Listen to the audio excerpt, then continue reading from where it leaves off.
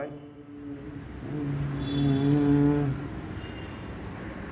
ఋగ్వేద శతకం నుండి ఋగ్వేద మండలం 10 సూక్తం 152 ఒకటో మంత్రం. ఓం శాసయిత్థామహాన్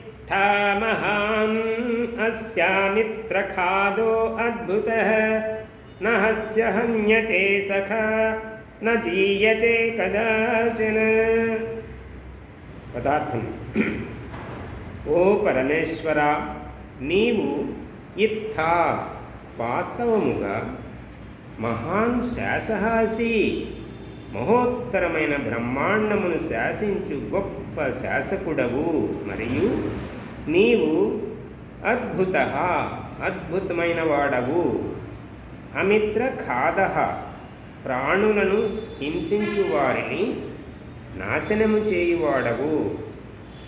యస్య సఖా న హన్యతే, ఎవరి మిత్రులు భక్తులు చంపబడరో దండింపబడరో నా కదాచన జీయతే, పరాజితులు కారో అట్టి పరమేశ్వర నీకు మా నమస్కారములు. ఇది పదార్థము. ఈ మంత్రంలో పరమాత్మ గురించి అలాగే ఆ పరమాత్మ యొక్క భక్తుల గురించి విషయం చెప్పబడింది. ఈ మహోత్తరమైన బ్రహ్మాండమును శాసించేటటువంటి వాడు పరమేశ్వరుడు. ఆ శాసనంలో జీవిస్తున్నటువంటి ఇవన్నీ ఇతర ప్రాణులు, మనము మానవులు కూడా.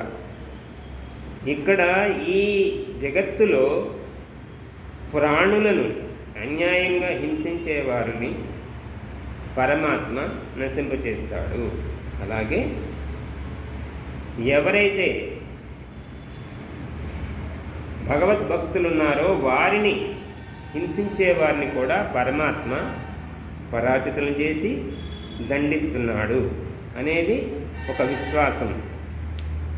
కాబట్టి అట్టి పరమేశ్వర, నీ భక్తులమైన మేము నీ శరణులో జీవిస్తున్నాము. మమ్ము రక్షించేవాడు నీవే. దుష్టుల నుండి, దుర్మార్గుల నుండి, దుష్ట గుణాల నుండి రక్షించవలని. ఇది పదార్థము. దీని భావార్థము. పరమేశ్వరుడు సర్వశక్తిమంతుడు, సమస్త బ్రహ్మాండమునకు అధిపతి, అద్భుత మహిమ కలవాడు, పరమ దయాళువు, న్యాయకారి. కావున పరులను హింసించే దుష్టులను దండించును. అందరూ దేవుని పిల్లలే అగుట వలన అందరినీ తమవలే చూచు భగవద్భక్తులను ఎవరూ దండించలేరు, చంపజాలరు, ఓడించజాలరు. ఇది మంత్రం.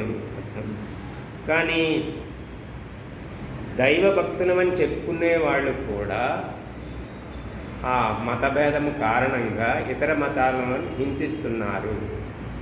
ఎందుకంటే నిజంగా పరమాత్ముడి పట్ల వాళ్ళకి దైవం పట్ల విశ్వాసం ఉన్నట్లయితే ఏ దైవము కూడా ఇతర ప్రాణుల్ని, మనల్ని, ఏ ప్రాణిని, ఆ ప్రాణికి స్వామి పిత పరమాత్మ, ఏ తండ్రి కూడా తనకు పుట్టిన పిల్లలను చంపుకోడు, చంపాలని కోరుకోడు.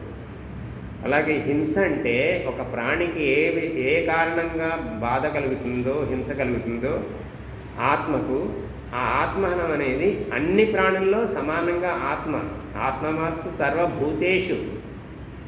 ఒక ఆత్మకి మనం ఈ హింస చేస్తే బాధ కలిగినప్పుడు ఏ ఆత్మకైనా అదే కలుగుతుందన్న విషయం తెలుసుకొని ఎలాంటి ప్రాణికి మనము చంపకూడదు, హింసించకూడదు. అది ఏ మతమైనా, ఏ వ్యక్తి అయినా, ఏ జీవి అయినప్పటికీ.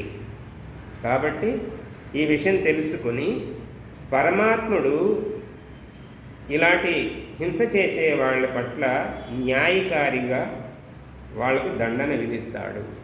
ఎలాంటి కర్మ చేస్తే అలాంటి ఫలితమే ఇవ్వటం పరమాత్మ యొక్క న్యాయకారిత్వం, దయాళుత్వం. కాబట్టి అటువంటి పరమాత్మకు నేను నమస్కరిస్తున్నాను అని మనం తెలుస్తుంది. ఓ